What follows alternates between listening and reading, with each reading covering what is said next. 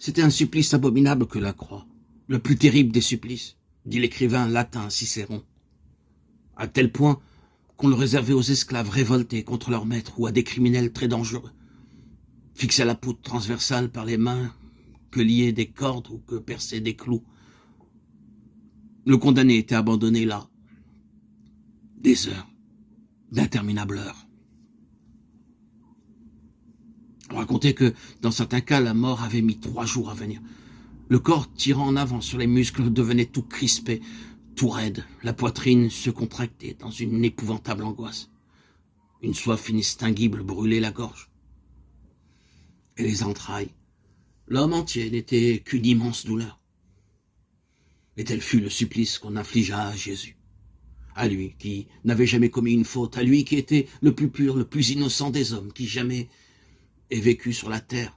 Il y a quelque chose de si injuste, de si inadmissible que l'esprit hésite à l'accepter et que la conscience se révolte. Des écrivains chrétiens ont même dit que la croix était un scandale. Et c'est vrai. Mais n'oubliez pas que tout cela, toute cette horrible tragédie, le Christ l'a voulu. Lui qui avait imposé sa volonté au vent et aux vagues en furie, lui qui avait vaincu les démons les plus redoutables, lui qui avait ressuscité Lazare. Croyez-vous que s'il l'avait désiré, il n'aurait pas pu se détacher de la croix et jeter à terre d'un seul mot tous ses adversaires? La croix n'est donc pas seulement un scandale, c'est un mystère, le mystère suprême de Jésus, de son amour pour tous les hommes. On l'appelle le mystère de la rédemption. Et en quoi consiste-t-il?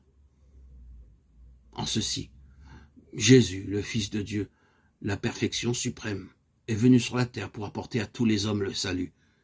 Nous sommes tous pécheurs, méchants, violents, incrédules et rebelles. Et parce que nos fautes sans cesse irritent la justice divine, nous sommes punis, nous sommes malheureux. Notre cœur est plein de tristesse et de misère. Nous souffrons dans nos corps comme dans nos âmes et, enfin, nous mourrons.